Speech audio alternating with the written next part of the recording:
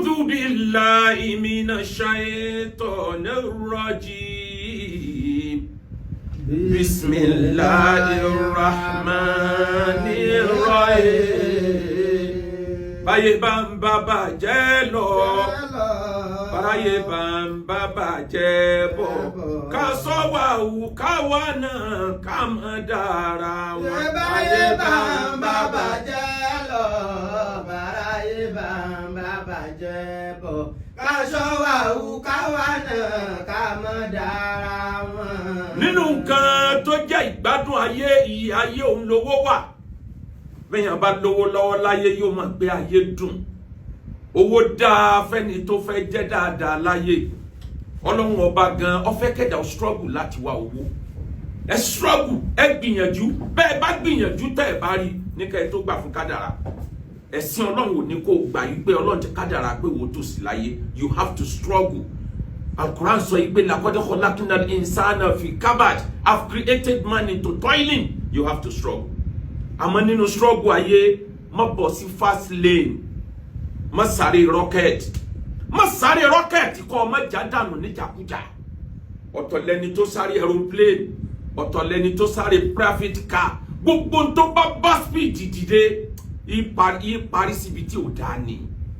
ọmọ ádámà láyé nǹkan ṣe ọ̀rọ̀ sísí alágbo ńlọ mú mi jáde àbá ti jáde gẹ́gẹ́ bí ẹlẹ́sìn. But Quran ni wala nasi alanna alladina ursila ilayhim wala nasi alanna almursalin. A question ẹ̀yin tá ránṣẹ́ sí láyé pé so jíṣẹ́. A de question wo jíṣẹ́ náà pé ṣé wọ́n náà jíṣẹ́ fún wọn. Ìyẹn ni ó jẹ́ ká jáde láti sọ̀rọ̀. Nínú nǹkan tó bí Ọlọ́run nú jù ní ẹ̀ṣẹ̀ téèyàn ṣe tó tún wá fi hàn síta pé èmi ni mo ṣe. Ó bí Ọlọ́run nínú jù.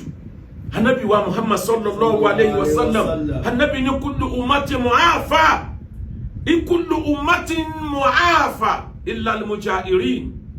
gbogbo ìjọ mi lọ́lọ́run ṣàmójúkúrò fún wọn lórí ẹ̀ṣẹ̀ illa al-mujahirin àyàfà wọn tí wọ́n ṣe àṣehàn tó ṣẹ̀tàn tó tún wá gbé fídíò rẹ̀ jáde. ẹni ó bá wo nǹkan tó ṣẹlẹ̀ lórí ọ̀rọ̀ sísí alágbo yóò mọ̀ yí pé kò wà accidental ó wà highly intentional. Wo fídíò yẹn látòkè délẹ̀ fẹ́ni tó bá wò bó tiẹ̀ jẹ́ wípé analysis oríṣiríṣi ló tó jọ láti lè get the fact látòkè délẹ̀ ọ̀hún wípé tó wà intentional ọ̀dà àkálẹ̀ owó láyé o but ẹ má dájàkújà ẹ má sọ environment di environment ẹranko ẹ má ṣèbàjẹ́ tẹ́kẹ̀ ẹ má gbójúlé apology kílẹ̀ ń rò kó tó ṣèbàjẹ́ gbogbo ń tá a bá ṣe lẹ́nu ni ó má dìtàn lọ́la.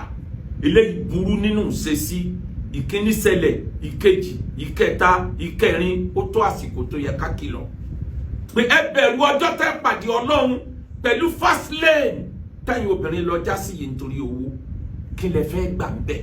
ẹ dárúkọ ẹnìkan tó jẹ́ pé látara pé wọ́n ń ṣe blue film àwọn òyìnbó tí wọ́n bẹ̀rẹ̀ rẹ̀ gan ẹ dárúkọ ẹnìkan tó lówó tó Elon Musk nílùú òyìnbó ẹ dárúkọ ẹ tó lówó jù lágbàáyé. ẹ dárúkọ ẹnìkan tó tara àbàjẹ́ yìí tó lówó tó Dangote láfíríkà. ẹ dárúkọ ẹnìkan tó jẹ́ pé látara ìwà ẹranko báyìí ló ti wá di nǹkan. ẹ sì bẹ̀rù àtúbọ̀tán ẹ bẹ̀rù ọjọ́ tẹ́ pàdé Ọlọ́run ibi tí gbogbo wa gbà wáyé connection tó connect wa máyé ẹ̀dẹ̀ fi ń ṣẹ̀sìn. ẹ lè máa rò pé àwọn kan ti ṣe wọ́n mú jẹ ẹ̀yin lẹ́ ń wò pé wọ́n mú jẹ ẹ̀yin rò pé wọ́n mú jẹ ní ẹlòmíín reverse Tiwa Savage. Àbẹ̀ lọ́hùn kó bàjẹ́ fẹ́ nìkan àbẹ̀ lọ́hùn alábòsí ẹ̀dá ò tira lẹ́nà alábòsí ẹ̀dá ò tira lẹ́nà múnáfíkì ẹ̀dá ò tira lẹ́nà alábòsí ẹ̀dá ò tira lẹ́nà àárọ̀ pẹ̀lú ọ̀sán lórí tòun yọ alábòsí ẹ̀dá ò tira lẹ́nà. Al-Qur'an ni man kana yuridu al-ajila ajjalna lahu fiha ma nasha'u liman nurid. ثم جعلنا له جهنم يصلاها مذموما مدحورا. ẹni tí bá ń lé oore kánjúkánjú láyé tọ́já sí fast lane alọ́lọ́wọ́ ní ká má wá owó. Struggle, you have to struggle to be something in life. You have to struggle to be an achiever. It's not necessary kó púta rẹ̀ kára àwọn failure. gbogbo ọgbọ́n tí a bá fi dá tí a fi lówó tó bá ti bófin Ọlọ́run ìwọ náà struggle rẹ̀.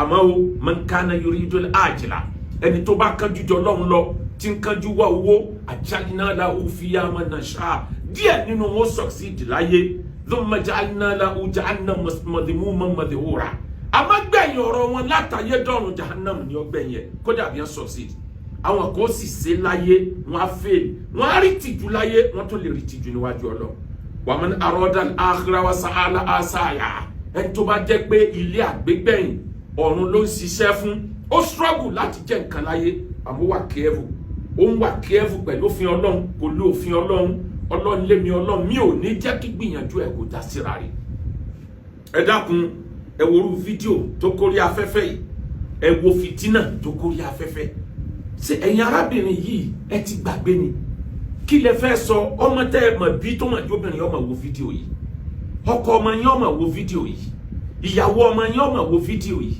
àna yín ọmọ wo fídíò yìí àwọn ọmọ yín tí ò tí ì lọlé ọkọ wọn ọmọ wo fídíò yìí ìran yín generation mẹ́ta tí ń bọ̀ lẹ́yìn wọn ọmọ wo fídíò yìí tẹ́yìn bá gbàgbé íńtánẹ́ẹ̀tì ọmọ ní gbàgbé àwọn òbí yín mọ̀ lè ní access sí fídíò yìí tóbi ó wò pé ṣé òun ọ̀fà abẹ́ jóná báyìí ṣé òun ò fi abẹ́ jóná pẹ̀lú tí ń ṣẹlẹ̀ yìí oríṣiríṣi ẹ̀dá ni ó ní access sí kíní yìí ẹni tó ẹ kọjá níwájú ẹ lọ́jọ́ ọ̀la yóò ní access sí ẹ̀ẹ́dẹ̀ tí ẹ rò kí ni wọ́n bá bí yín léèrè kí lẹ fẹ́ sọ níwájú Ọlọ́run kí lẹ fẹ́ sọ níwájú èèyàn sí nítorí owó yìí náà àwọn kan ṣiṣẹ́ wèrè báyìí tí wọ́n fi lówó láyè ó kọ mí lóminú ọ̀nà mẹ́rin ní àgbà ṣerú nǹkan báyìí láyè àwọn kan ṣe tí wọ́n mọ̀ sẹ́ẹ̀tì kámẹ́rà ìhòòhò wọn àwọn kan ṣe for ritual purpose láti fi ṣe àjò ajé pé káwọn ó lè dolówó láyé àwọn kan ṣe bẹ́ẹ̀ tí wọ́n sọ fún pé táyé bá ti pariwo rẹ lórí ìbàjẹ́ kan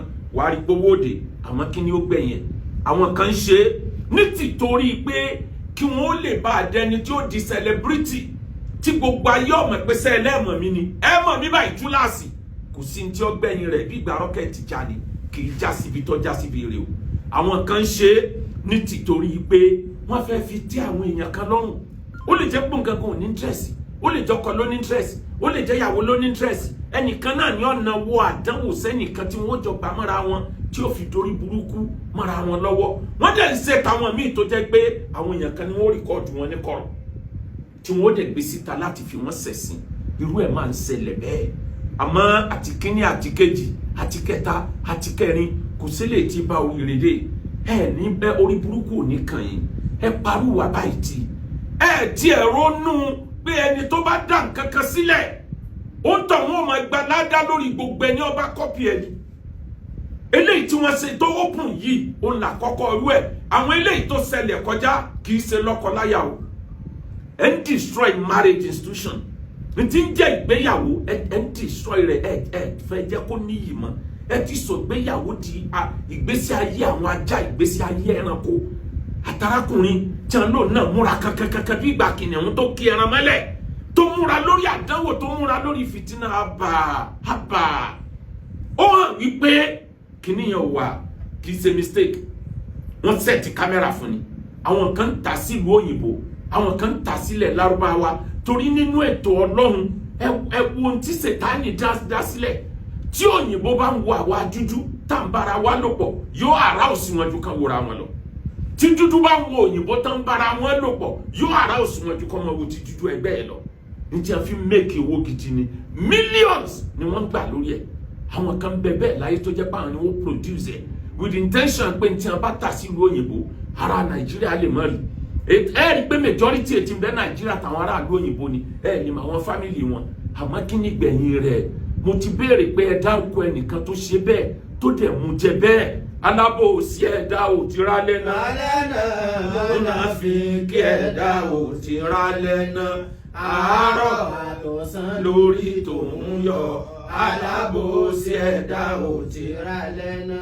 arákùnrin kan wà máa mi káàtì bí ní lásàyẹ fún un wáyébùkọ dára mọ́ kàtàbà ti yá dá ẹrọnú tẹ́ dá sílẹ̀ torí tó bá lọ tán tó dá sílẹ̀ ò ní tán Sisi Alágbo legacy wo ló fẹ́ fi sílẹ̀ o kí ló fẹ́ kí tàn kọ́ nípa ẹ̀ ọkọ Sisi Alágbo kí ló fẹ́ gbà bẹ́ẹ̀ o kí ló fẹ́ kí tàn kọ́ nípa ẹ̀ kí ló fẹ́ káwọn ọmọ rẹ̀ sọ nínú tàn tó bá dọjọ́ iwájú tọkàn náà àwọn ọmọ bá misbehave kí ló fẹ́ sọ fún kódà kó má jẹ́ ìlànà ìbálòpọ̀ mọ́ kó jẹ́ ìlànà tó burú ẹnu ọ̀rọ̀ sí lẹ́nu yín mọ́ torí ẹ̀yin náà ti ṣe tó burú ẹ ti lànà aburú sílẹ̀ lẹ́gẹ̀sì kan lélẹ́yìí ẹ fi lẹ́gẹ̀sì rẹ̀ sílẹ̀ gbogbo ẹni tó kù torí tá a bá tètè jágbe máwọn tán ṣe yìí hàn mí ò kọ́pì wọn lẹ́yìn kán lè mọ̀ yìí pé táwọn bá ṣe ẹ̀sìn àwọ̀rò ẹ̀sìn rẹpẹtẹ ẹ̀sìn tí ó já pọ̀ mọ́ra wọn ńlòun ò rí bẹ́ẹ̀ arákùnrin kan gbé ní Mikhail ọmọ Soviet Union ni òun ló kọ́kọ́ ṣe ìbọn AK-47 láyé ó ṣe with intention pé òun fẹ́ fi protect Soviet Union tá ń pè Russia lẹ́ni láyé john ni pé wọ́n ti ń kó àwọn èèyàn òun lẹ́rù jù wọ́n fẹ́ sọlé Ọládàoru ẹnjìníà torí ẹ̀ pé ni ó wá lọ ṣe ìbọn AK-47 ló là kọ́kọ́ ẹni tó ṣe láyé àmọ́ kó tó kú ó sun ẹkún dọjọ́ kú ẹ̀ tójúmọ́ ní fi ń sọkún nígbà tágbàdé pé ìbọn tóun ṣe fún protection ní lòun rí lọ́wọ́ àwọn kidnapper yìí lòun rí lọ́wọ́ àwọn bandit yìí ìbọn yìí ni wọ́n fi ń gbowó lọ́wọ́ àwọn èèyàn amúrọ̀bà yìí ìbọn yìí ni wọ́n fi ń pa àwọn èèyàn lẹ́kún láyé ṣé kò ní jẹ́ pé nínú rẹ́kọ̀dù òun lọ́lọ́run ó kó gbogbo eléyìí sí ọ̀tọ̀dẹ̀ ní intention òun ó ṣe títí ó kọ lẹ́tà sí olórí ìjọ church tí ń lọ ní Soviet Union tó bi wọ́n léèrè pé àgbà ti dé tóun bá kú sọ́lọ́run ò ní kó àkáǹtì gbogbo àwọn tí wọ́n fìbọn yìí pa sínú àkáǹtì òun báyìí níjọ́ tí ó jáde láyé ó sun ẹkún títí tẹ̀mí fi kó lára ẹ̀ lórí pé àníyàn òun intention òun dá àwọn èèyàn yìí mọ́ òun lọ́wọ́ ni intention wo lọ́wọ́ wà níbi òwò ọkọ àtìyàwó tẹ́ gbé jáde àwọn tó ti fẹ́ yín rí àwọn ex yín tí bẹ́ẹ̀ ṣe jọjọ́ ọ̀tá tóun ẹ̀ tó dójú tì wọ́n ọmọ tó tara yín jáde ẹ̀ dójú tì wọ́n ní tó so àwa àtayé pọ̀ ńlẹ̀ fi ṣẹ̀sìn yìí ẹ mọ̀ wípé àwọn ọmọ kan bẹ tí wọ́n ti kiri orí òkè church títí wọn ò rí solution wọ́n ka ẹgbẹ̀rún kùránì wọn rí solution àìmọye ilé sí àwo wọn rí solution kí ló fà á ọ̀nà àbáwáyé wọn ló ti ní problem tí íńtánẹ́ẹ̀tì bá ti ní problem fóònù ò lè data ò lè work bẹ́ẹ̀ ni tí transformer bá ti ní problem electricity kò lè jáde bí mast bá ti ní problem kò lè produce internet torí source ibi tó ti jáde nù ibi tó ọmọ ti jáde tó bá ti lè ní problem tó ní spiritual problem tí bínú ọlọ́mọba ìsọ̀kalẹ̀ gbogbo ọmọ tó jáde ń bẹ̀ ní kíní yẹn ọmọ ràn lọ ó lè jẹ́ orí ìran keje ni ó tó dúró abẹ́ obìnrin nǹkan àpọ́nlé ni anabi wa Muhammad sallallahu alayhi wa sallam anabi ni inna sarra rajul inda Allahi mansila yawm al-qiyamah الرجل يفضي إلى امرأته ثم تفضي إليه ثم ينسر سرها. Anabi need the worst beast before Almighty Allah on the day of judgment. Ẹni tó burú jù lẹ́ranko níwájú Ọlọ́run lọ́jọ́ gbèǹde kìyàmá. Ọkùnrin tó bá yàwó ẹ̀ lò pọ̀, ìyàwó tó bọ́kọ ẹ̀ lò pọ̀, tó wá lọ rìkọ́ọ̀dù ẹ̀ tó gbé fídíò ẹ̀ tàbí tí ń fẹnu sọ jáde pé bá a ṣe ṣe ni. Anabi lẹ́ni tó burú ni, ó burú nù ẹ̀dá. Arákùnrin ó sì múra lórí ìbàjẹ́ wọ́n wá ń fi òhò tiẹ̀ gan náà wọ́n fi ń ṣẹ̀sìn wọ́n ní kíkì kúrọ́kúrọ́ ni wọ́n ní gbogbo ẹ̀ funfun ní pẹ́ẹ́n wọ́n ní kò sí ní tó wúlò ń bẹ̀ ẹ̀ mo rí kọ́mẹ̀ntì ẹlòmíì tó ní òtí ẹ̀ fárun abẹ́ gbogbo ẹ̀ sáà di pẹ̀tà síbẹ̀ ni wo ń tọ́ fẹ́ rí wo ń tó ń rí wo orúkọ rẹ̀ tó gbà ẹ̀ yà lọ túbá tubuyabu náà Ádámà àtàlíyàwó fi máa lè wá sí tẹ́kì fìrè lọ ayé nàlẹ́ká fìrà lọ ìsìtẹ́kì fìrè lọ ayé nàlẹ́ká fìrà lọ. ẹ lọ ronú pìwàdà ẹ lọ túbá kó tó late kò sẹ́sẹ̀ tọ́lọ́hun ò lè foríjì yàn o àyàfẹ́ ní tọ́ba kọjá àlà níwájú Ọlọ́run mo ṣe wá sí conference tí mo query gbogbo àwọn tí wọ́n ń tàgbó àwọn ìyá wa tí wọ́n bẹ̀rẹ̀ àgbo láyé intention rẹ̀ ní ẹ fi bẹ̀rẹ̀ kò sí yàtọ̀ láàrin àwọn pharmaceutical company àtàgbò tilẹ̀ wa náà ó jọ ń ṣiṣẹ́ pọ̀ ni àmọ́ gbà tẹ́yìn ti já sí fast lane ẹ̀ ń gbé àgbo lọ ìlú òyìnbó ṣé torí kó lè tọ́jú àwọn èèyàn ni àbí ntẹ́ǹdọ́gbọ́n package mọ́ lélẹ́yìí ṣé ntẹ́ǹdọ́gbọ́n package ni tí gbogbo yín fi dalágbo tán mo sọ bí wà sí yẹn mo ní gbogbo ẹ̀yin oní convention sọnù ẹ bẹ̀rù Ọlọ́run ẹ bẹ̀rù àtúbọ̀tán ibi convention lẹ ti bẹ̀rẹ̀ nítorí káyọ̀ lè bá àbáyín ràgbò ẹ̀ ń frame rọ ẹ̀ ń sọ mí lódodo ẹ̀ sì mislead the thousands of people àìmọye ọ̀dọ́ tí wọ́n ti yàyàkuyà omi ọjàde yọ ọmọ pọ́nnu lá bó bá ti jáde ní ọmọ sọ pé lọ airport ẹ o tọ́mọ ẹ bá fotí kó kò sí tó kàn mí bẹ́ẹ̀ orí burúkú ní kàn ọ́ àìrí lè gbé ní kàn ọ́ wàláhì tí a bá ń wá wèrè tútù tó yẹ kí wọ́n fi chain ajá mú ẹ̀yin oní convention yìí lákọ̀ọ́kọ́ omi ọ̀sán bí ya rẹ̀ bó ṣe bọ́ mẹ́ẹ̀ lò pọ̀ òun tàn ìyá òun fi bá òun lò pọ̀ omi ò ní bàbá òun ló bá òun lò pọ̀ omi ò lọkọ ìyá òun àfìgbà tó ń rí pé òun balẹ̀ omi ò sọ pé òun di àyálẹ̀ níwájú ẹ̀gbọ́n òun ọmọ ìyá kan náà inbreed mórí burúkú tí ń bẹ́ẹ̀ ni mọ àdánwò tí ń bẹ́ẹ̀ ni sì bẹ̀rù Ọlọ́run kẹ́ mọ́ sọ society wa kẹ́ mọ́ sọ àdánwò àwọn olóṣèlú ti já wá sí fíìdì àdánwò tẹ́lẹ̀ ẹ̀yin náà tó wá gbé tiyín dé Ànábì ní káàdà fọ́kùrù ayẹ̀kú nà kufra kò sí ń tọ́ yàrá sọ yẹn di ẹni Ọlọ́run bínú sí ọ̀tá Ọlọ́run tó ju poverty lọ tí poverty bá dé téèyàn bá wà careful wàláhì yóò sọ yẹn dọ̀tá Ọlọ́run ẹ̀yin olóṣèlú ayé ẹrù jọ wájú Ọlọ́run ẹ̀yin women ministry of women's affairs ibo lẹ́wà tí wọ́n lè fi ń ṣẹlẹ̀ èèyàn mélòó lẹ́ arrest èèyàn mélòó lẹ́ gbámú EFCC kì í sàwọn ọmọ yahoo nìkan ní ẹni ẹgbàmú ẹ máwọn eléyìí náà àwọn ọmọ tó bá ti wá dirun dreadlock àfi bẹ́ẹ̀ yìnbọn bá bí eléyìí tí kan wèrè kan yìnbọn bá tí ọlọ́wọ́ làánà rẹ̀ ń bí ọ wà ọ̀dọ́ kékeré ọmọ yẹn dẹ̀ bẹ gbogbo wa láwo lórí íńtánẹ̀tì àgbà tó yìnbọn fún ẹ̀yin ọlọ́pàá kí lẹ̀ ń ṣe DSS kí lẹ̀ ń ṣe ẹ fi mú àwọn eléyìí dánrin káwọn mi ò lè kẹ́kọ̀ọ́ pé yẹn ò gbọ́dọ̀ ṣerú ẹ̀ society wa n tó ń ṣẹlẹ̀ lamẹ́ríkà ní UK ní western world tíjọba wọn ń wọ́nà bí wọ́n ṣe reposition marriage institution wọn tí wọ́n ń káwọ́ lórí pé ọjọ́ iwájú ò sí fún ìlú òyìnbó lẹ́yìn wá introduce South Africa tá a gbà pọ́ pàwọ́ la ní tìjú tá a gbà pàwọ́ lọ́mọlúàbí ẹ̀yin introduce ẹ̀ wá gbégbá náà àgbo ẹ má ba iṣẹ́ àgbo jẹ́ fáwọn tí ń tàgbo ntọ́ dáa ní sí àgbo bẹ́yàn bá ikú wàláhì kò lè rí ọmọ Ọlọ́run mi ò take apology láti sọ eléyìí pé bẹ́ẹ̀ bá túbá wàláhì ìbínú Ọlọ́run ní bẹ́ẹ̀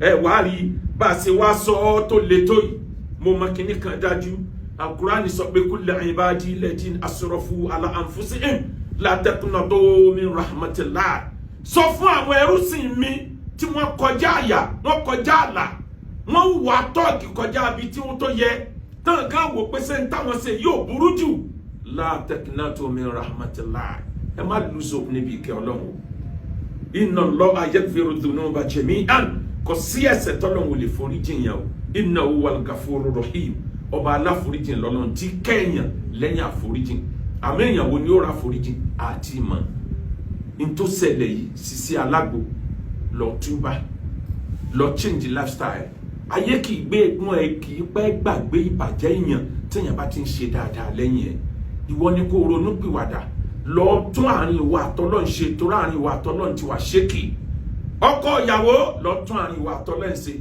ọ̀rẹ́ ìyàwó tí wọ́n lòun rí bí ìnàkí ọ̀rẹ́ ìyàwó tí wọ́n lòun rí bí ẹlẹ́dẹ̀ gan lọ tún ìgbésí ayé ẹ̀ ṣe àwọn ọmọ tó bí àtẹ tó ti bí ibi tí wọ́n gbà jáde ó ti sọ di ibi tó ti kó virus ó ti kó fáírọ̀sì ojú gbogbo ayé nítorí ṣe yìí lọ́mọ kíní kan dájú o ṣètọ́nì ní tí fi máa tàn yàn ẹ rí i pé àwọn èèyàn ọmọ rọ́ọ̀ṣì ọmọbìnrin yẹn ń sìn àwọn onísìn náà àgbáyé àwọn èèyàn ṣètánì gidi ọmọ fowó wá kiri ni nítorí káyé rẹ̀ ó lè bá àbàjẹ́ káyìn ẹ lọ ronú ẹ lọ gbìwàdà kò di dandan kẹ wá wèrè báyìí ẹ má já sí fast lane kẹ ẹ má bàa dájàkújà ẹ lọ túbá Ọlọ́run lè ṣàforíjì fún yín nítorí náà àti gbogbo kẹ́tù tí ń pe pọ́ọ̀tì ní black ń bẹ́nu àwọn tí wọ́n ń ṣe kọ́mẹ̀ntì tí wọ́n gan burú ju ti yín lọ tán náà ń gbẹnu sáfẹ́fẹ́ tán ń ṣe ẹ̀yin oní tírísọ́ọ̀mù yọnu tírísọ́ọ̀mù àgbákò orí burúkú tírísọ́ọ̀mù níjà ti bẹ̀rẹ̀ ariwo tírísọ́ọ̀mù láti ń kìlọ̀ fún yín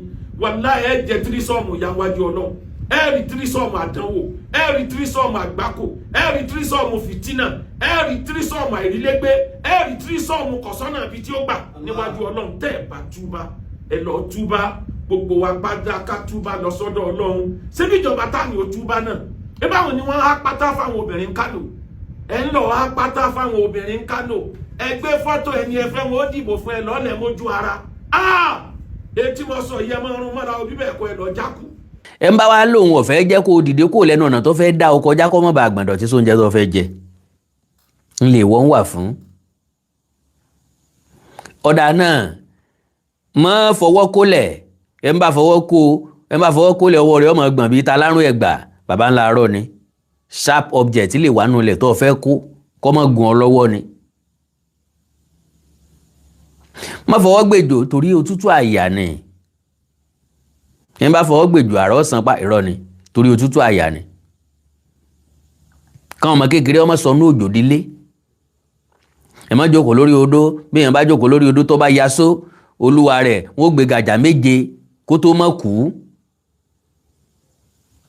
baba ńlá rọ ni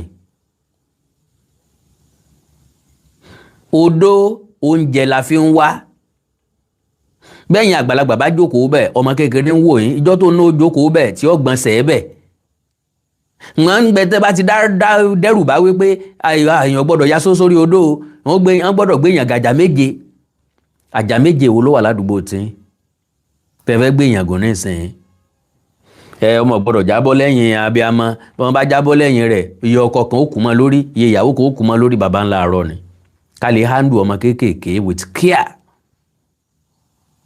ká má bàa gbé wọn fún ọmọ kéékèèké tí ó jà wọ́n mọ́lẹ̀ jíjà mọ́lẹ̀ wọ́n lè fa párọ́ wọ́n lè fẹsẹ̀ kàn wọ́n lè fọrùn rọ́ wọ́n lè ṣe léṣe so gbogbo àwọn nǹkan yìí fàlàáfíà ara wa ni ọ̀dà pàwá wá sórí ètò torí pé àwọn kan ṣe sọ́ọ̀mù mẹ́ta àwọn kan ò sí sọ́ọ̀mù mẹ́ta ẹ dákun bẹ́ẹ̀ ṣe wọlé ẹ bá mi share program yẹn torí ọlọ́run ẹ jẹ́ kí n bẹ̀ yín ní ẹ bá mi share program yẹn so torí pé àwọn kan ṣe sọ́ọ̀mù mẹ́ta wọn sí sọ́ọ̀mù mẹ́ta òun kọ́ ni kàyéfì ìdí ni pé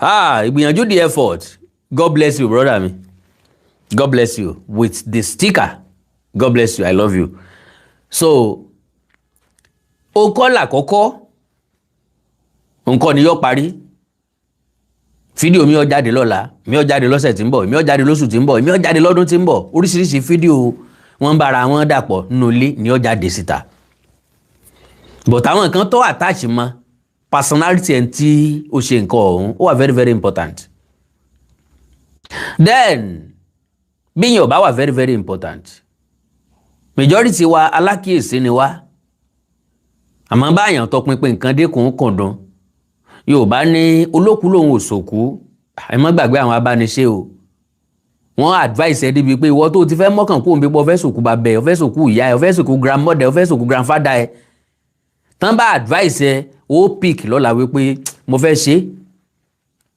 ṣùgbọ́n àwọn bàbá wa sọ pé olókùú lòun ò sòkú abániṣe ò gbọ́dọ̀ sọ pé kó lọ pa ẹyin ńlá kí ni wọ́n ń pè ní ẹyin ńlá màálù tí kì í níwo yẹn náà ń pè ní ẹyin ńlá.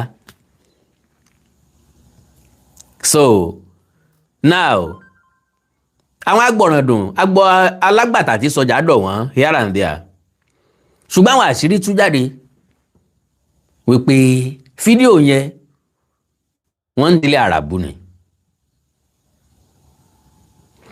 Now fídíò tẹ deliberately fi síta tẹ wá ń bẹ̀bẹ̀ tẹ wá ń apologize lọ́kàn yín ẹ̀dẹ̀ ti bìlí pé tẹ bá ti ṣe fídíò tẹ ti apologize ó ti tán náà nìyẹn n ti ń bí mi nú ni pé àwọn èèyàn kan ò fẹ́ jẹ́ kéèyàn sọ̀rọ̀ ń pa ẹ̀ wọ́n ní ẹ fílẹ̀ jàre kálukú ló wà entitled sí life ẹ̀ yes sí life ẹ̀ you are entitled to your life nínú ilé rẹ nínú bedroom rẹ nínú sitting room ẹ nínú building ẹ nínú compound ẹ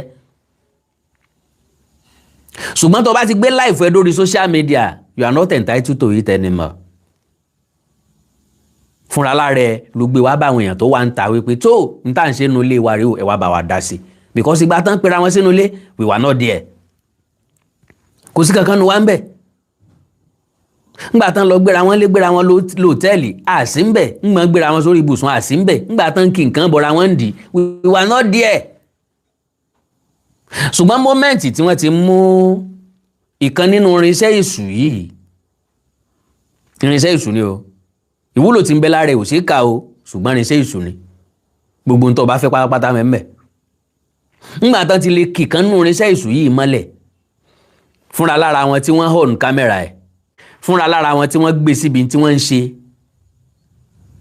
kò tún tí ì di gbogbo ayé ńgbà náà ṣùgbọ́n fúnra lára wọn tí wọ́n tẹ̀ sórí ìtàkùn ayélujára ó ti di ti gbogbo ayé a máa discuss ẹ̀ náà sórí yín ò pé ni sẹ́yìn ò kí ń discuss tèèyàn ni gbogbo àwọn tó ń sọ pé ká mẹ́nu kò kán mọ́ dákẹ́ kán mọ́ sọ̀rọ̀ nípa èyí majority wọn lẹ́nu wọn máa ń yá tó bá jẹ́ pé lòmíì lọ ṣẹlẹ̀ sí i gbólórin kan ní ó ní bó sọ mẹ́lòmíì ló kó wọn akéyèyè wọn adákẹ́ o bó bá jẹ́ lòmíì lọ ṣẹlẹ̀ sí wọn bẹ̀yìn tí ẹ̀ ní mẹ́nu kú òun bẹ̀ ẹ̀ ní dákẹ́ ń bẹ̀. So bó ṣe wá rí yìí kò sẹ́ni títí ẹ̀ ò lè bá. No one is saint, no one is perfect. Òní ni Sisi Alágbo, ọ̀la lè jẹ́ tọ̀dọ̀ mi. Kò sí bí mo ṣe wá fẹ́ stop yín pé kẹ́ mọ́ discuss ẹ̀ discuss ẹ̀. Kò sí tó mo fẹ́ sọ pé kẹ́ mọ́ ṣe yẹ̀yẹ́, ẹni tí ó ṣe yẹ̀yẹ́ ó ṣe yẹ̀yẹ́. Àwọn kọ̀ọ̀kan náà ó sì mọ pity. Arábìnrin tó sì kẹta wọn ó lọ mú kí náà pé Sinai ká mọ̀ dárúkọ torí live. Àwọn nǹkan tán máa ń mu tí máa ń gbẹ̀mí wọn ó lọ wà lẹ́gbẹ̀ẹ́ òun. Mo lọ́ọ̀ fẹ́ kú bọ́ ọ bá fẹ́ kú ò ní ṣẹ̀ṣẹ̀ ṣàlàyé ń pọ̀ wà lẹ́gbẹ̀ẹ́ rẹ̀. Àwọn ẹni tí ó ẹ̀sẹ̀ máa pàrọwà fún ọ ìwọ ló nílé ayé ẹ̀ náà. Ìgbọ́lọ́pọ̀ àwọn èèyàn ti kú lónìí. Arákùnrin tí àwọn ọlọ́pàá yìnbọn pa kò sọ pé òun ó kú kó ikú òwú kù because ó tún bẹ̀bẹ̀ fẹ́ mi ẹ̀. Wọ́n dẹ̀ wá wò pé kọ́ gba tọ̀dọ̀ ẹ ló máa yá. Ìbànújẹ́ nìkan ò túlù. Òkú tí ì ṣe tẹni ọjọ́ tọ̀fọ̀ ìyá àti bàbá rẹ ni wọ́n lè léyìn fámìlì yín ló lè léyìn. Nǹkan sígbà tán gbé kámẹ́rà sí ọ lójú tán gbé kámẹ́rà sí ọ nídìí fúnra lára rẹ lọ ń yáta tó ń ṣe yá náà kẹ́ kámẹ́rà sí ọ nídìí. Fúnra lára rẹ lọ gba fóònù lọ́wọ́ Sisi Alágbo tó rìkọ́ọ̀dù Sisi Alágbo àtọkọ tiẹ̀ náà. Ọwá ni wọ́n lo nǹkan fún ọ ni ọ̀mọ̀ọ́mọ̀ kì í sì wọ́ gangan nu òdì kejì rẹ ni njó mu nǹkan ń bẹ̀. Wọ́n náà fún ọ ní nǹkan mu kí lọ wá mu ojú rẹ tá à ń wò nu kámẹ́rà hàn àfi tó bá jẹ́ mi ojú ẹ̀ tá a rí nu kámẹ́rà hàn fúnra lára rẹ ó fọwọ́ sí nǹkan tí wọ́n tó ṣẹlẹ̀ ń bẹ̀. Nǹkan wá ẹ̀sẹ̀ advice ẹ̀ kọ́ lọ kọ petition my lovely sister petition tó kọ sọ́gbọ́ ọlọ́pàá tètè lọ gbà jáde fúnra lára ẹ̀ yóò sọ pé ọkọ̀ petition mọ́ kọ̀ work. Ìṣẹ̀lẹ̀ṣẹlẹ̀ ní February àṣírí tún ní May ọwá ẹ̀sẹ̀ ń kọ petition ní May. Does that make any sense? Kọ̀ọ̀kan ọlọ́pàá mọ̀ náà kò sí test kankan tán lè ṣe mọ́. Ó ti wẹ̀ láìmọye ìgbà ìwọ gangan ó ti forí sí ewé ìsopù ó ti fi fọ abẹ́ láìmọye ìgbà. So yá ni kàrámọ̀ tí ò ní dì í tá ẹ̀sẹ̀ ń bá káàkiri lẹ̀ advice kẹ́kọ̀ọ́ work mọ́. Ọwọ́ aláyè rẹ̀ bàjẹ́ kò ṣẹ̀ṣẹ̀ bàjẹ́ gbówó ọ̀bàrún sí lè yàn ràn lọ́wọ́. Ọmọ tá nà tí ó dẹjọ́ sí làálù pa aláyé lọ láyé ẹ̀. Bó bá sì wà rẹ̀ ni tó fẹ́ bá yí ara ẹ̀ jẹ́ ìyẹn lè ràn lọ́wọ́. Ayé ta wà yìí ní tí ń ṣẹlẹ̀ ní Nàìjíríà kò gba kẹ́nìkan ẹ̀sẹ̀ mọ́ wàásù fẹ́ nìkan because ìwàásù gan òdówó ìwàásù gan ẹ máa yín mú sí yàn ni. Ǹdẹ́ máa ṣépè fún yàn pé kí lọ́kàn tá ń fọ̀rọ̀ lọ. Wọ́n máa ṣe bí ẹni pé àwọn làwọn gbọ́n jù wọ́n máa advice èèyàn nìyẹn ọlọ́gbọ́n ayé. Àwa náà dẹ̀ ní láti advice ẹ mọ́. Bó bá ti wo ni là á ṣèmọ̀lẹ́ ẹni láàfi ṣe bó bá ṣe wù ọ́ ló ṣe lè lólé ayé ẹ̀. Now kí n má fọ̀rọ̀ gùn kí n tètè yọ̀ǹda ẹ̀yin ìyá àti bàbá mi. So mo wá rí apology Sisi Alágbo directed by Yinka TNT. Yinka bó bá ń gbọ́ mi mo lórí ọ̀fẹ́ láti mọ Yinka TNT níwọ̀nba. She's a public figure, very popular indeed. And I will never condemn what she is doing. But olójú inú olójú sàkúnláwa. Ńgbà tí Yinka bẹ̀rẹ̀, I was aware. Mo rí pé ọ̀rọ̀ Yinka TNT, ọ̀rọ̀ ọ̀pọ̀lọpọ̀ àwọn èèyàn bẹ́ẹ̀, àwọn èèyàn kọ̀ọ̀kan bẹ́ẹ̀ kìí sọ ọ̀pọ̀lọpọ̀. Ó jẹ́ kí n wo ìran tá a wà yìí, ó jẹ́ kí n wo generation tá a wà yìí. Pé this generation doesn't love truth. Wọ́n fẹ́ nǹkan tó serious. Wọ́n fẹ́ nǹkan tó lè change life wọn, tó lè múlé ayé wọn dáa, tó lè mú wọn tẹ̀síwájú, tó lè mú ìgbé ayé rere bá wọn. They wanted to catch cruise. Because as far as I'm concerned, ntí Yinka TNT. Sorry to mention your name. Bó bá ṣe la o lè bú mi. Kọ̀ọ̀kan èmi. Ntí Yinka TNT fi popular kì í ṣe ń tọ́ yẹ kí ọmọ Yorùbá ọmọ káàrọ̀ òjìrè gidi ó fi popular. Ọ̀rọ̀ lókólóbò àìgbé lórí social media. Ṣé ti dó ìyá ọkọ yín rí? Ṣé ti dó bàbá ọkọ yín rí? Ṣé ti dó àbúrò ọkọ yín rí? ṣé ẹ ti dọ́rẹ̀ ọkọ yín rí ṣé ẹ ti dọ́ ẹlẹ́hàá rí gbogbo àwọn nǹkan yẹn wà irritating. Sọ́rí o má bínú o ìyákọ̀ mi o ọjọ́ ọjà ọ̀rọ̀ ló pé là ń ná o tí ẹ ń bẹ lára ẹgbẹ̀dú àrán ọba ti yẹ sọ́tọ̀ ọba fi ṣiṣẹ́ alágbóólẹ̀ oko àánú lọ́wọ́ àjẹ́ kó nù because some deliberately ni wọ́n upload kínní yẹn tó bá jẹ́ pé nìkẹta wọn lọ upload ẹni sọ ńlá máa face ọkọ níyàwó ni ìyàwó lọ́kọ ni ọkọ bíi sweet ìyàwó bíi singọ́ọ̀mù ìpanu làwọn méjèèjì kí ni ìyàtọ̀ nú ọmọ bá ń talẹ̀ wọn ikú ògbé kan ìkan jẹ́rù ìkejì ń jẹ yẹpẹ̀ ikú ògbé kan ní eégún ilé labala kí ni ìyàtọ̀ nú ṣiṣẹ́ alágbo kí ni ìyàtọ̀ nú ẹni tó pẹ́rẹ́ lọ́kọ́ ẹnjìní àdàgbàmọ́dánú afọ́nú amúmímọ̀ràwé wọ́n ń pè ń jìgólò tó ń kọrin I was like ṣé lè serious ṣé lè mọ nǹkan tó ń ṣe báyìí life continues lọ́dọ̀ tiẹ̀ àwọn èèyàn fi ṣe ẹ̀yẹ́ pé gbogbo ẹ̀pọ̀nù kìkì ńlá gbogbo ẹ̀pọ̀nù orí ilé mi ò máa gbọ́n pọ̀n mu máa kẹ́pọ̀n jẹ máa kẹ́pọ̀n mu àlédì yẹn kọ́ mo ti mí sí gẹ́ yẹn máa kẹ́pọ̀n mu ẹ̀pọ̀n pàpàpọ̀ ẹ̀pọ̀n lálálálálá ó dàbí eré lóòótọ́ ṣùgbọ́n kì í sọ̀rọ̀ eré ìjọ tó bá ká ní lára làádìí kú kújó ọ̀rọ̀ tó bá ti kọjá ẹkún ẹ̀rín lèèyàn fi rín because àwọn tó yẹ kó jẹ́ role model tó yẹ ká rí ẹ̀kọ́ kan tàbí méjì kọ́ lára wọn àwọn náà ń ba ayé jẹ́ yìí nígbà tí Yínká bẹ̀rẹ̀ I was like ọ̀nà tí kálukú bá mọ̀ náà ni yóò fi eléyìí tèmi mọ̀ lèmi ń tọ̀ péèjì mi ọmọ kú òní kọ̀mọ̀ tí ì pé 300,000 followers o láti 2010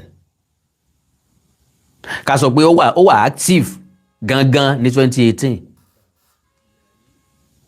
that was almost 8 years ago àmì tí ìfọjọ́ kan wá sórí social media kí n wá blab rí that is kí n wá sọ nonsense rí kí n wá sọ nǹkan tí ò ní túmọ̀ kéèyàn má rí nǹkan kan píìkì inú ọ̀rọ̀ mi bá àwọn bàbá àtìyá mi jẹ́ kó yé mi pé ayé kò tọ́ bí ó kọ olóòkọ wọ́n lóòótọ́ dọ́jà òkúta owó lọ́wọ́ ọ̀wọ́n lọ́wọ́n owó bówó là ń rèké àgbẹ̀ tí bá ń sọ̀rọ̀ dókódóbò fapọ̀n fàbò sàn ti láyín lábẹ́rí sàn ti ṣèkan rí all sort of things mo á wò títí mo á wọjọ́ wájú program yẹn mo ní kò ní future èmi lèmi sọ bẹ́ẹ̀ àkàndọ̀ ọ̀rọ̀ Awíkonko I am a philosopher ṣùgbọ́n bọ́ bá sọ lójú àwọn èèyàn gbà náà ọ̀tá ni ọ́ gáì kan náà bẹ̀rẹ̀ ńgbà náà tí mo sọ bẹ́ẹ̀ fún mo ní because gbogbo àwọn kan yóò ní foundation Yorùbá lè máa catch cruise lónìí nítorí ẹ̀ kò ní future wọn ò lè máa gbọ́ forever Yorùbá yàtọ̀ gangan ó yàtọ̀ gidi nínú ẹ̀yà nǹkan tó bá ti mọ̀ wípé ó lè bá yé àwọn ọmọ àwọn jẹ́ tó o bá ń ṣe wọn ní nínú dídùn sí ẹ forever because something of such wọ́n fẹ́ rí briefly kan mọ̀ rí mọ́ so gbogbo àwọn nǹkan yẹn ló wà nílẹ̀ pẹ̀lú Yínká tẹ́lẹ̀tẹ́lẹ̀ everything you do in life must have foundation la máa build lé lórí irú program yẹn lack foundation ní society ti wà nílẹ̀ Yorùbá o mi sọ ẹ̀yà mi sọ lú mi bó bá jẹ́ China ní ìsìn kò jọ wọ́n lójú bó jẹ́ Japan ní ìsìn kò jọ wọ́n lójú Korea kò jọ wọ́n lójú India kò jọ wọ́n lójú America kò jọ wọ́n lójú London kò jọ wọ́n lójú but Yorùbá we are all cultured cultural aspect of us a lè gbé sẹ́gbẹ́ kan but anytime tá a bá rí a máa embrace ẹ̀ anytime tó o bá rí ọmọ Yorùbá l'Amẹ́ríkà tó kó sófì tó wọ agbádá tó dé fìlà tó lò lẹ̀kẹ̀ ó tún wò lẹ́ẹ̀kan sí i ó wò lẹ́gbẹ̀ẹ́ dandan ni kọ́ ọmọ láìkẹ́ kọ́ ọmọ mọ̀ rí pẹ̀lú ìmúra rẹ̀ tó yàtọ̀ ó yẹ̀ wò lẹ́gbẹ̀ẹ́ kan so Yorùbá fẹ́ràn àṣà Yorùbá dẹ̀ fẹ́ràn ìkóra ẹni níjàánu wọ́n fún gbogbo nǹkan lódiwọ̀n ojú ara obìnrin Yorùbá kì í lanu gbàgá pé nǹkan ọmọkùnrin Yorùbá kì í lanu gbàgá pé so láti ìgbà tọ́rọ̀ Sisi Alágbo ti wá bẹ̀rẹ̀ kí n má fọ̀rọ̀ lẹ̀ sọ̀rọ̀ kó má dàbí ẹni pé Yínká ni mo wá àtáàkì kémi ó tó àtáàkì èèyàn mo ti máa ń san lórí ilẹ̀ o because mo mọ̀ pé wọn ò ní gbẹ́nu onítọ̀ náà falágbàfọ̀ bọ̀ èmi ò sọ reality mi dẹ̀ wojú tó fọ́ mi wélé tó ṣèdè èmi àti Yínká TNT a kì í ṣe bí we don't know each other from Adam and Eve jùpá ń pàdé ara lórí social media àdẹ̀ríra lẹ́ẹ̀kan péré ilé ayé wa ẹ̀ẹ̀kan tí mo dẹ̀ rí náà mo dẹ̀ rí pé somehow ó class rẹ̀ mi ò kí ń bínú sẹ́ni tó bá ti class rẹ̀ ṣùgbọ́n inú tó máa ń bí mi sẹ́ni tó bá ti class rẹ̀ yes ẹni tó bá ti ń wo rẹ̀ above you mi ò kí ń nírú wọn bá ṣe nǹkan kan láyè mi because I always remain myself wherever I find myself àwọn tá a jọ ń roll láti bẹ̀rẹ̀ ayé mi náà láti jọ ń roll the same I've never seen myself as something special ibi tí mo ti ń rẹ̀ fọwọ́ ọ̀rọ̀wọ́ náà mo sì ti ń rà dòní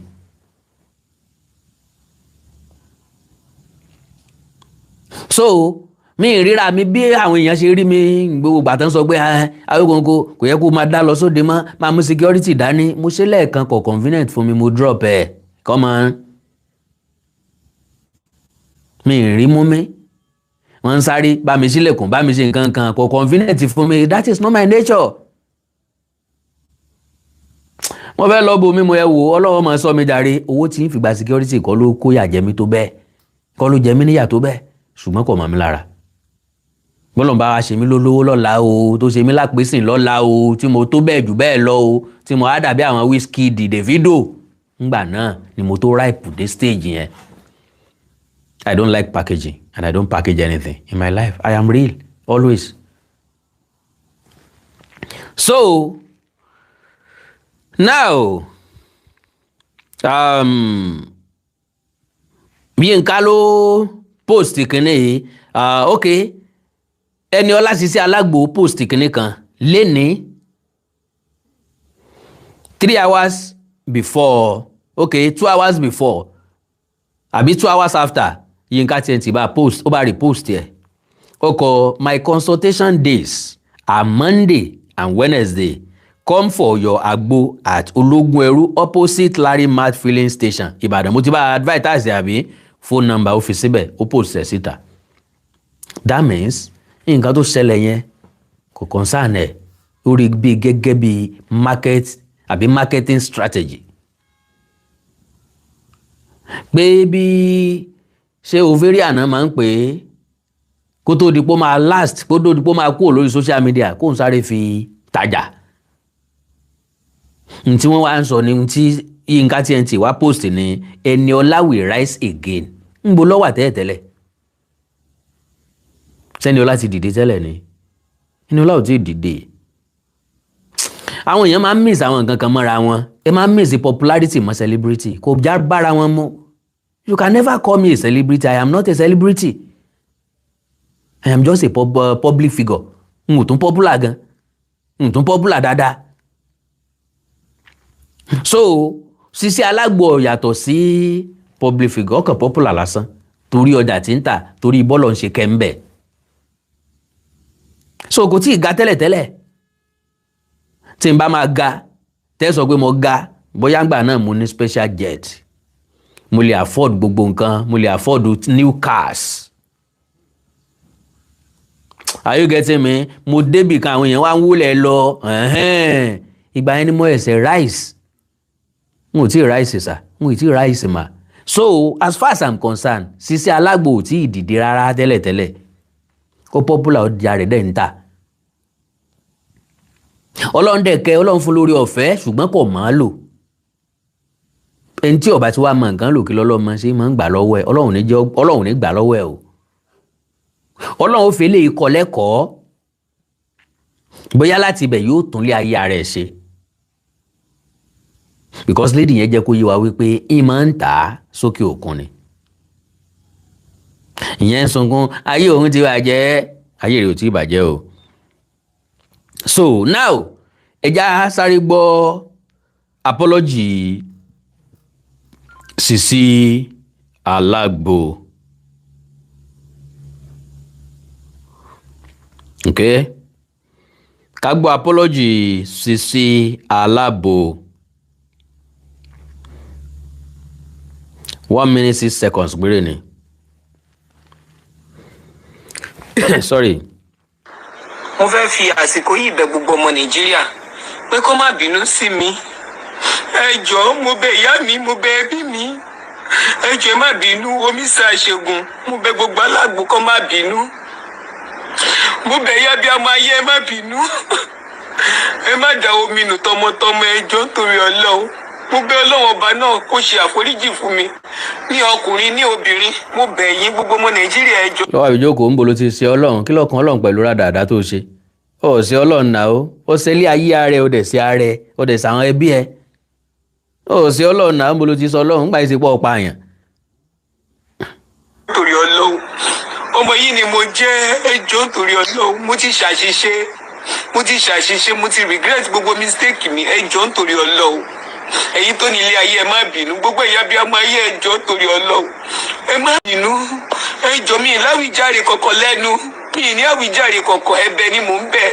Ọlọ́run tó tóbi jùlọ mo bẹ̀ yín. Ọlọ́run ẹ má bínú. Gbogbo ìyá bí ọmọ ẹ má bínú sí mi, ẹ jọ̀ọ́ nítorí Ọlọ́run. Ẹ̀bẹ̀ ni mò ń bẹ̀bẹ̀ ní ẹ jọ̀ọ́.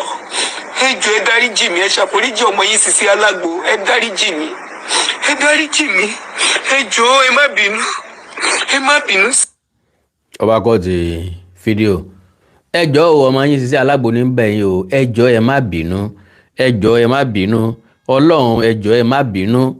Ó ń bẹ Ọlọ́run náà pé kọ́lọ́run náà má bínú. Well, like I said, òkú tí ì ṣe tẹni ọjọ́ tọ̀fọ̀. Ẹ jẹ́ n play kékeré nínú ọ̀rọ̀ lady yẹn. Kí n kàn fi kásẹ̀ ọ̀rọ̀ mi. Kékeré náà ní ń play ń bẹ̀. Mi ì fẹ́ lò kọjá ìṣẹ́jú 5 sí. Ọ̀pọ̀lọpọ̀ ọ̀rọ̀ tí mo fẹ́ sọ mo ti sọ lórí ọ̀rọ̀ Sisi Alagbo. Ó ní kẹ́yìn abiyamọ má da omi nù tọmọtọmọ. Ẹ má ṣèṣe abiyamọ tínú ń bí tó gbọ́mọ jù sáàrin èrùn. Bínú rẹ̀ bá rọlẹ̀, èrùn tó gbọ́ ọmọ sí láàrin sínú tiẹ̀ ó rọlẹ̀, sínú tí wọ́n rọlẹ̀. Àbí rírí táwọn bá rí ọmọ oúnjẹ làwọn rí. So ẹ má bínú sí o bó ṣe sọ o, ọmọ wí kò mọ̀ wí, ó dénú ẹ̀ kò dénú ẹ̀, ó sá ti apologize àbí. Still òkú tí kìí ṣe tẹni ọjọ́ tọ̀fọ̀.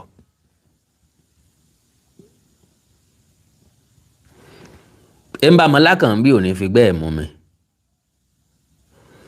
Àwọn tí wọ́n mọ̀ ọ́, tí wọ́n ń patronize àwọn tí ń bá ara jà, àwọn tó ń jọ interact, àwọn náà lè bí ẹ̀.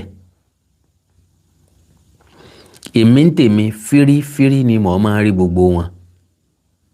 Kí nìdí? Táìmù mi, mo ní nǹkan pàtàkì tí mo fẹ́ fi ṣe. Àwọn programs wà tí mo máa ń wò lórí social media, wọ́n pọ̀ gan. Ṣùgbọ́n ní program tí mo fẹ́ wò lórí social media, mo máa ń rí nǹkan kan ńbẹ̀ o. Ó máa já àwọn program tí mo máa rí ẹ̀kọ́ kan ńbẹ̀.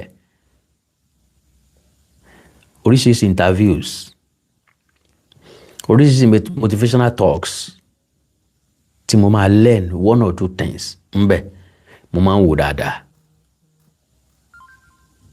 Ṣùgbọ́n bí tí n ti ní rẹ̀ kọ̀ọ̀kan ńbẹ̀ ò lè rí mi ńbẹ̀. Tó bá wá rí mi ńbẹ̀ mo fẹ́ sọ̀rọ̀ ńpa ẹ̀ ni. Nbá tí ń wádìí máa wádìí rẹpẹtẹ kí n make sure pé mo ní ẹ̀rí tó pọ̀ lọ́wọ́ láti jagun. Torí gbogbo ohun táwọn wá sí lórí social media ogun ni o. Káwa jagun ẹnu. Yorùbá lẹ́ni tí ó sọ̀rọ̀ dòótọ́ yóò jagun ẹnu, ẹni tí ó sòótọ́ dirọ́ yóò jagun ẹnu.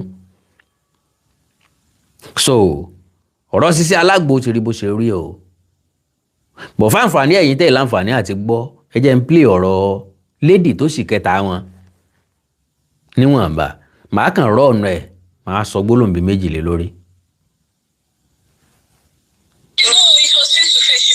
Inside her car to tell me, so I didn't record it. I did not even know that that's what she wanted to tell me. So who leaked the video? Who leaked the video at first? It was the husband. He said he wanted to mistakenly send it to his channel, his Facebook channel. So he now sent it. Now, ó fẹ́ mistakenly send ẹ̀ sí Facebook channel ẹ̀.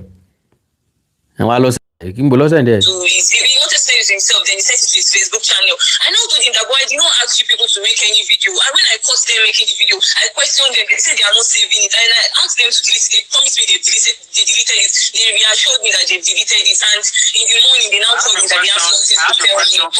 I have a question for you. I have a question for you. I was not paying any money. How did you lawyer? Yes, Wọ́n drug me, wọ́n ti báyìí they are going to do my school díẹ̀ ní o, school ni mo lọ ṣe ń bẹ̀ o. So she asked me to stay in her house that since her place is closer to my school, I did not know that they have other intentions. I don't know that they want to use me for exploitation. I never knew. And now I cannot go to school again. My business has gone down because I'm just a young girl starting my life. I was selling skincare before I said let me go and continue my school. I'm just 23 years old. I'm just starting my life.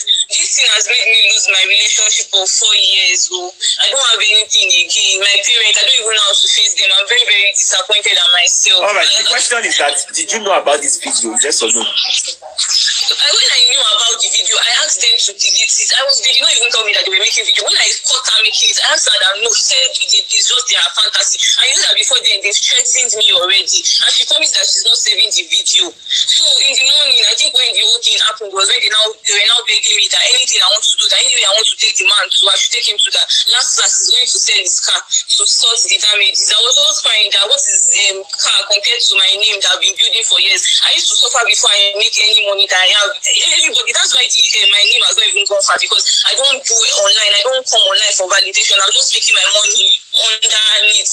So this was what she said. She called me. She said, "How are you? You know I like you so much." I said, "Yes, ma." She now said, "My husband too likes you." I said, "Thank you, ma." She now said, "There's something I want to tell you, but it's a secret."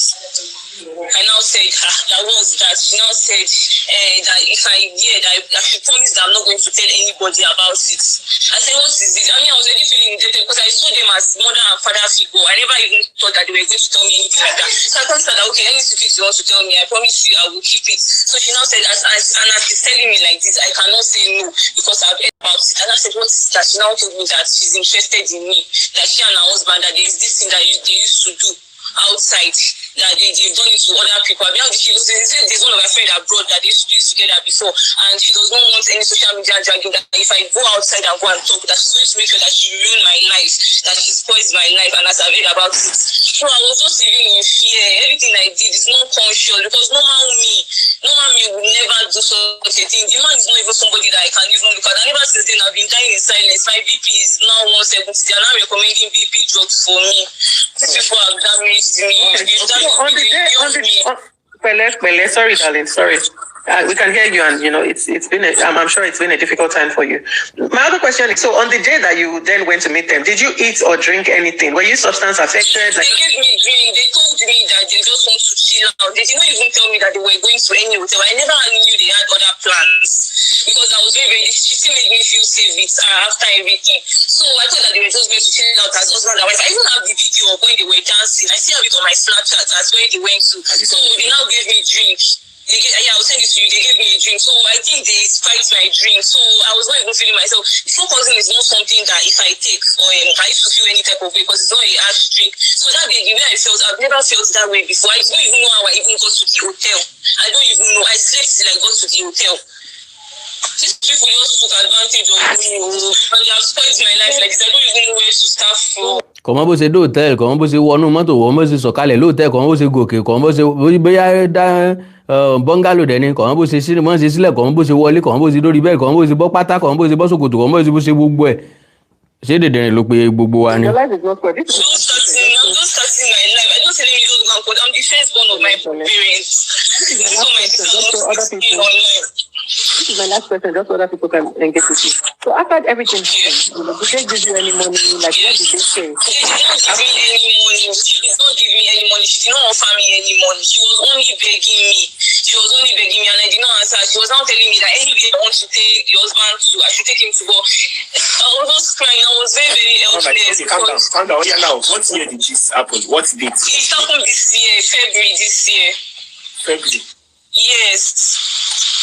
So you just That was the time I was writing my exams. I was unable to concentrate how on my did you meet? exam. Okay, fine. The question is that how did you meet Titi Alagbo? How did you know her? Yes, I gained admission in Poly Ibadan last year November. So my mom took me to, she wanted to buy art from Titi Alagbo. No, I already have where I wanted to stay at Ibadan. So when we now go to Titi Alagbo's place, she saw me, she was asking her, who is this? My mom told her that she's her daughter. So she said, where am I going to?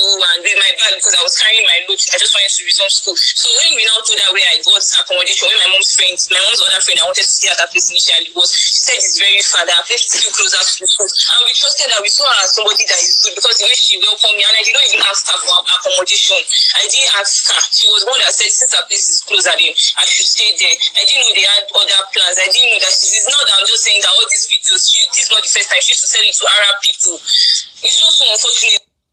I'm the one that is just Ibi tí mo fẹ́ mú jáde ń bẹ̀ náà nù pé this is not the first time that she was sending it to Arab people.